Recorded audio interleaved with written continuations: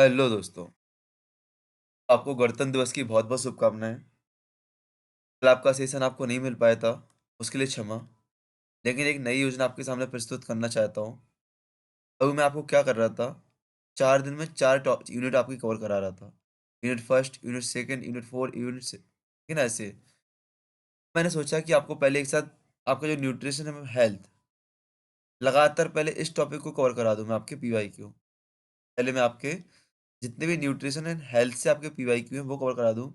फिर second time में आपके सेकंड यूनिट से करा दूँ, फिर थर्ड टाइम में थर्ड यूनिट और फोर्थ टाइम में फोर्थ यूनिट। ऐसे में क्या होगा, जब आपके एक साथ पोर्शन न्यूट्रिशन हेल्थ से आपके सारे पीवाईक्यू आपके हाथ में होंगे, तो आपको पता रहेगा कैसे आपको पढ़ना है, कौन से टॉपिक आपके सारे महत्वपूर्ण हैं। ठीक है ना? आपको पता है इस पीवाईक्यू का उद्देश्य क्या है? पीवाईक्यू का उद्देश्य ऐसा बिल्कुल कतई भी नहीं है कि आपकी प्रैक्टिस करा रहा हूँ या आपको रटा रहा हूँ या आपको थ्योरी दे रहा हूँ, बिल्कुल भी नहीं। इन पीवाईक्यू का सिर्फ उद्देश्य इतना है कि आप लोग जो पढ़ रहे हो, क्या वो सही पढ़ रहे हो कि नहीं पढ़ रहे हो, इसको जानने का है। कैसे? यदि आपने कोई टॉपिक पढ़ा, तो उस टॉपिक से क्या महत्वपूर्ण है? क्या सिर्फ महत्वपूर्ण पॉइंट आपने पढ़े कि या आपने अंधाधुंध रटाई कर ली है? रटाई मतलब रट लिया है। साथ ही साथ आपको पता चलेगा कि आपको वो महत्वपूर्ण टॉपिक कौन-कौन से जो बार-बार आपके एग्ज़ाम में पूछे जाते हैं। ठीक है ना?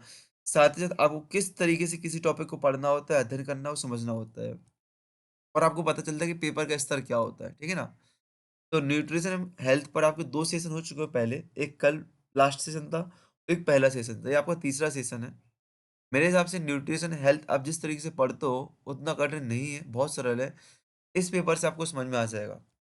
तो एक क्वेश्चन है टीकाकरण के लिए प्रयुक्त सुइयों और सिरिंजों को बीज संकृत करने के लिए क्या उपकरण उपयोग किया जाता है? तो ऑटोक्लेव यूज़ किया जाता है, एक मशीन होती है ऑटोक्लेव, ठीक है ना? जो आपकी टीकाकरण की सुइयों को क्या करती है, विसंक्रमित करती है। एक सामान्य सा क्वेश्चन है, आपके टॉपिक में ही टीकाकरण है। तो आपको टॉपिक के बारे में यदि आपको पता हो तो आप कर सकते हो। मुँह की लार में क्या पाया जाता है? टाइलिन एंजाइम पाया जाता है। हम पिछले 2 सेशन सॉल्व कर चुके हैं पोषण इस टॉपिक पे, न्यूट्रिशन हेल्थ पर। दोनों बार ये क्वेश्चन आपको देखने को मिला है। निराश्रित बाल गृह योजना के अंतर्गत दी जाने वाली अनुदान राशि कितनी है? ₹250 कितनी है?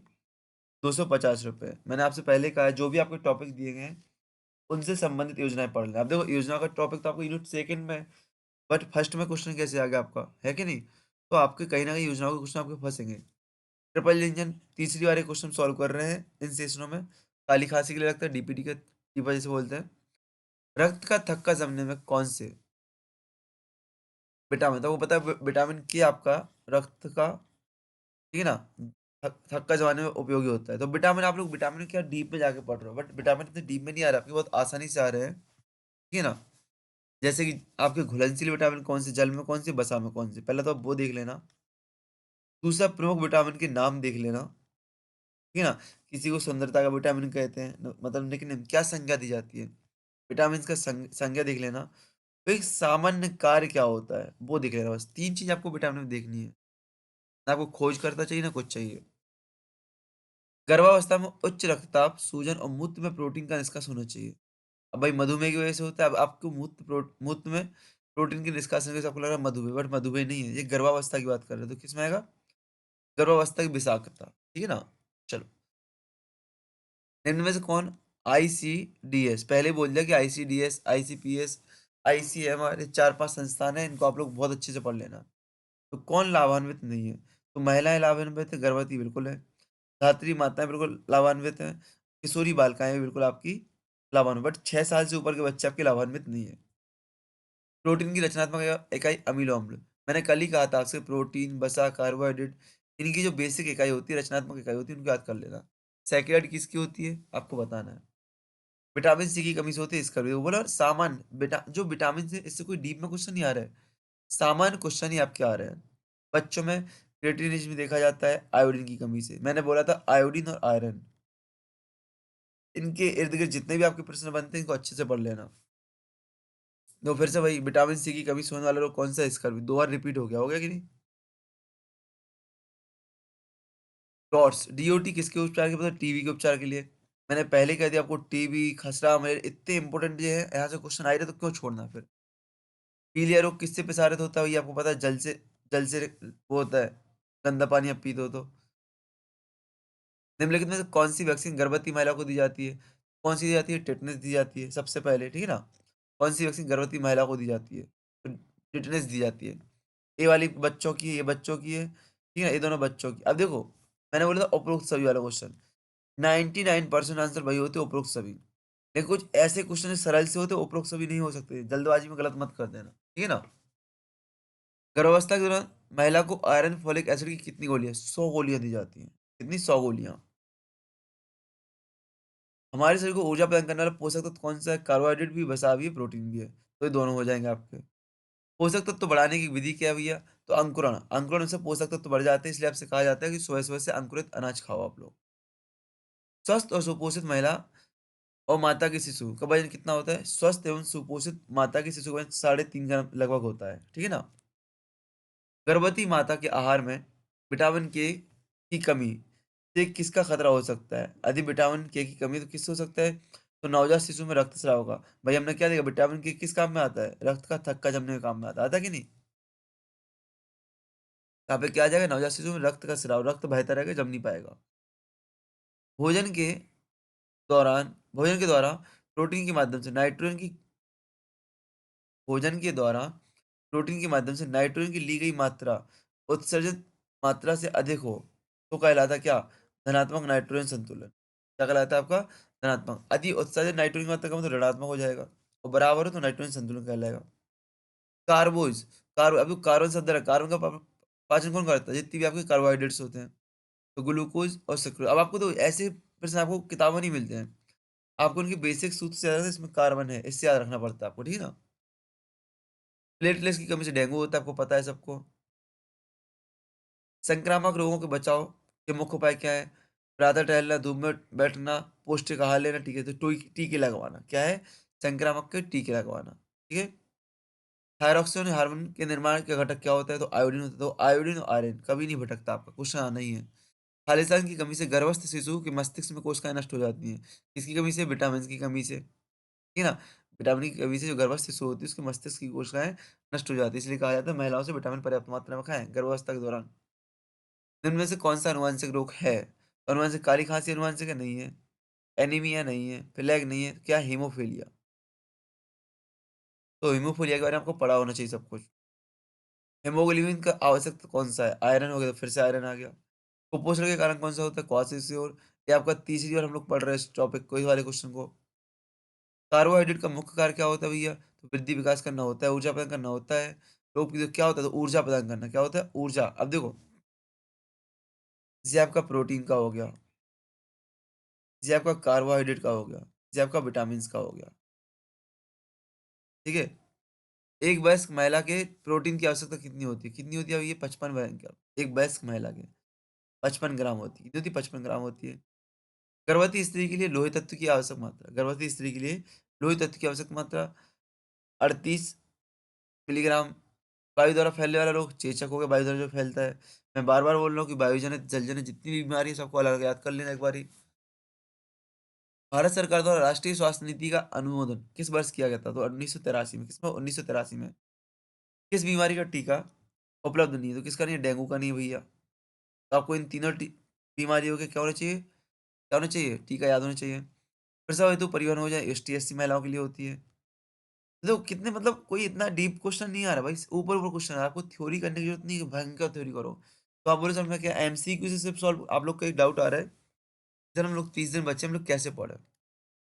तो देखो 30 दिन पढ़ने का सबसे अच्छी तरीका वही बोलूँगा, ये जो पीवाईक्यू चल रहे हैं सबसे पहले इनको देखो। इससे आपके अंदर कॉन्फिडेंस जाएगा कितना सरल पेपर आता है, कितना आसान आता है और कितना टफ कॉम्पिटिशन है। दूसरा आपको एक बुक बुक की पीडीएफ शेयर की थी मैंने सत्यार्थी प्रकाशन की, उसको आप बार-बार पढ़ते रहो बस। और उसमें से आपको कम कंटेंट पढ़ना है, उसमें 444 पेज है। आपको 444 पेज नहीं पढ़ने हैं। आप पीवाईक्यू देख रहे हो तो आपको पता चले किस स्तर का पेपर आ रहा है। ठीक है ना? इसलिए मैंने आपको क्या कर दिया, अभी समान सरल सरल करने के लिए कि आज से मैं आपको न्यूट्रिशन हेल्थ के जितने भी आपके टॉपिक है ना, जितने भी आपके हैं ना, सारे मैं आपको कराए दे रहा हूँ। मतलब जितने भी क्वेश्चन है पहले वो करा रहा हूँ मैं आपको, जिससे आपको आसानी रहेगी। ठीक है ना? भारत सरकार द्वारा राष्ट्रीय स्वास्थ्य नीति का अनुमोदन 1983 में 1983 में। किसी बीमारी का टीका उपलब्ध नहीं, डेंगू का हो गया, ये भी आपका हो गया। धूप से बचने के लिए कौन-सा विटामिन प्राप्त किया? विटामिन डी, धूप से मनुष्य को विटामिन डी प्राप्त होता है। राज्य में दीनदयाल योजना, अंत्योदय योजना कब शुरू हुई थी? आपको पता है 25 सितंबर 2004, ये 25-26 सितंबर 2004 को शुरू हुई थी, ठीक है ना? रोटा वायरस का टीका निम्न में से किस बीमारी से बचाता है? भाई रोटा वायरस किससे दस्ते हो जाए ना, ठीक है ना? राष्ट्रीय किशोरी शक्ति योजना का लाभ 11 से 18 वर्ष की बच्चियाँ। किस रोग के कारण स्त्रियों को कमर झुक जाती है? ऑस्टियोमेलोसिस के कारण झुक जाती है। जो क्वाड्रिसेप्स क्यों होता है भाई? कुपोषण के कारण होता है। तो आपका आपका काम क्या है? मैरास्मस क्यों होता है? आपको बताना है कमेंट में। लोअर लिवर का मुख्य कार्य क्या है? तो ये क्या है? ऑक्सीजन का परिवहन करना है। तो सरल क्वेश्चन, कोई कठिन क्वेश्चन नहीं है। मुख से दिया जाने वाला ओपीवी ओरल पोलियो वैक्सीन। पीलिया रोग में शरीर का कौन सा अंग प्रभावित होता है? अभी ये तो क्या होता है? गुर्दे यकृत सॉरी लीवर प्रभावित होता है। कहाँ गया? लीवर। लीवर प्रभावित होता है पीलिया में। कमजोर होता है पीलिया में नहीं। निम्न में से गर्भावस्था का सामान्य लक्षण नहीं है, कौन सा नहीं है भैया? उल्टी आना, चक्कर आना, भूड़ की धड़कन सुनाई देना, बार-बार पेशाब आना, चक्कर आना, सामान्य लक्षण नहीं, चक्कर आना। चक्कर आना आपका सामान्य लक्षण नहीं है। यदि आपको चक्कर आ रहा है तो आपके अंदर कमजोरियाँ, बीमारी आपको दिखाना चाहिए तत्काल रूप से डॉक्टर से। प्रजनन क्षमता को प्रभावित करना विटामिन ई हो गया। विटामिन ई आपकी प्रजनन क्षमता को प्रभावित करने वाला विटामिन है। इसी को सौंदर्यता का विटामिन भी बोलते हैं। कुपोषण हेतु जिम्मेदार कारक कौन सा है? तो भैया निर्धनता, बिल्कुल भाई। आपके पास खाना नहीं है, निर्धन हो, आप खाना नहीं खरीद पा रहे हो, अज्ञानता, आपके पास पता नहीं है कितनी मात्रा में आपको क्या खाना है। अधिक जनसंख्या हो, अधिक जनसंख्या है, सबको संसाधन प्रोवाइड नहीं करा पा रहे हो, तीनों आंसर इसके सही हो जाएंगे। रोतित नामक विटामिन ए की कमी से होता है। घेंगा रोग किस तत्व की कमी से होता है? तो आयोडीन की कमी से होता है। राष्ट्रीय संक्रामक रोग संस्थान कहाँ पे? आपकी नई दिल्ली में है। राष्ट्रीय संक्रामक रोग संस्थान। तो जितने भी संस्थान आपके मुख्य मुख्य जो कि आपके टॉपिक में दिए गए हैं, सिलेबस में दिए गए हैं, जितने भी पॉइंट उससे संबंधित जितने भी संस्थान हैं, उनके क्या आपको मुख्यालय याद कर लेना है। स्थापना वर्ष याद कर लेना है। किस मंत्रालय विभाग से संबंधित वो याद कर लेना है। पोलियो का विषाणु मनुष्य के किस अंग को प्रभावित करता है? ये पोलियो आंत को प्रभावित करता है। अब देखो, मैंने एक चीज़ देखी है, पेपर में जिस तरीके का एक प्रश्न आता है ना, उसी तरीके के प्रश्न आपके पूछे जाते हैं। एक शिफ्ट में जो फँस गया ना, तो ऐसे ही प्रश्न फँस जाते हैं। अब देखो, इसमें क्या आ रहा है? अंग कौन-सा प्रभावित हो रहा है? ऊपर भी आया था कि कौन-सा अंग प्रभावित हो रहा है कि नहीं? यहाँ पे कहीं आया था कौन-सा अंग प्रभावित हो रहा है? ये चक्कर आना हो गया, देखो कौन-सा अंग प्रभावित, मतलब कभी-कभी एक साथ ट्रेंड पकड़ जाता है। तो आपको याद है अंग प्रभावित वाले क्वेश्चन में आपको देखना है कि कौन-सा अंग किस बीमारी से प्रभावित होता है। ठीक है? गर्भावस्था में महिलाओं को शारीरिक वजन बढ़ना चाहिए, सामान्य बात है, बढ़ना चाहिए ना कि घटना चाहिए। संतुलित आहार किसे कहते हैं? जिसमें क्या हो? सभी पोषक तत्व और रुचिकर अनुपात में हो, सभी खाद्य पदार्थ समावेश हो, सुपाच्यों आकार से हो, रुचिकर, तीन हो, उपरोक्त सभी। ठीक है ना? गर्भावस्था में होने वाला मधुमेह क्या कहलाता है आपका? सो जेस्टेनल मधुमेह कहलाता है। जेस्टेशनल मधुमेह कहलाता है। कैल्शियम की कमी से होने वाली बीमारी कौन-सी कहलाती है? तो फिर से आ गया भैया, ऑस्टियोमायोसिस भी होती है, ऑस्टियोपोरोसिस भी होती है। जब बुजुर्गों में होती है ऑस्टियोमायोसिस, जिसकी कमर झुक जाती है उनकी, ठीक है? विषाणुओं द्वारा फैलने वाली बीमारी कौन-सी है भैया? तो फ्लू। फ्लू किससे फैलती है? आपकी वायरस के द्वारा फैलती है। मलेरिया मच्छर द्वारा, टाइफाइड पानी के द्वारा। कौन-सा अधिनियम महिलाओं को अपहृत किए जाने, अब देखो, जिस दूसरा टॉपिक आ गया। तो 55 क्वेश्चन में आपको लगा कौन-सा क्वेश्चन कठिन लगा है आपको बताओ? मुश्किल से 4 से 5 या 6 क्वेश्चन ऐसे मारो 55 में से जो आपको याद करने होंगे। 55 में से 6 क्वेश्चन ऐसे मानो जो आपको याद करने होंगे। मतलब ये मानो 10 क्वेश्चन आपको याद करने हो। याद करने भी तो आपको कहाँ से टॉपिक बता दी कि ऐसे-ऐसे टॉपिक आते हैं। पिछले 3 सेशन आपने देखना, उसमें से टॉपिक ही टॉपिक मैंने बताया कि इन टॉपिक को पढ़ो, इन टॉपिक को पढ़ो। ठीक है ना? अब आज, कल, परसों 4-5 दिन हम लोग क्या करेंगे, सिर्फ न्यूट्रिशन एंड हेल्थ, इसी टॉपिक के क्वेश्चन आपके लिए सॉल्व करेंगे। इससे क्या होगा, आप न्यूट्रिशन हेल्थ पढ़ना शुरू कर दो। अब कोई टॉपिक पढ़ो या नहीं, जब तक पीवाईक्यू चल रहा है तो न्यूट्रिशन हेल्थ पढ़ना टॉपिक शुरू करो। 4-5 दिन इसी का सेशन चलेगा, फिर आगे आपका दूसरा सेशन शुरू हो जाएगा, तो उस टॉपिक को पढ़ना, ठीक है ना? और 21, 22, 23, 24 आपको मैराथन क्लास मिल जाएगी, बिल्कुल बेफ़िक्र। ठीक है ना? आपका काम है लाइक, कमेंट, शेयर, सब्सक्राइब करना, और जिस तरीके से मैं आपको पीवाईक्यू सॉल्व करा रहा हूँ, बता रहा हूँ, कहाँ से क्वेश्चन आता है वो देखना। ठीक है? तो जय हिंद, जय भारत।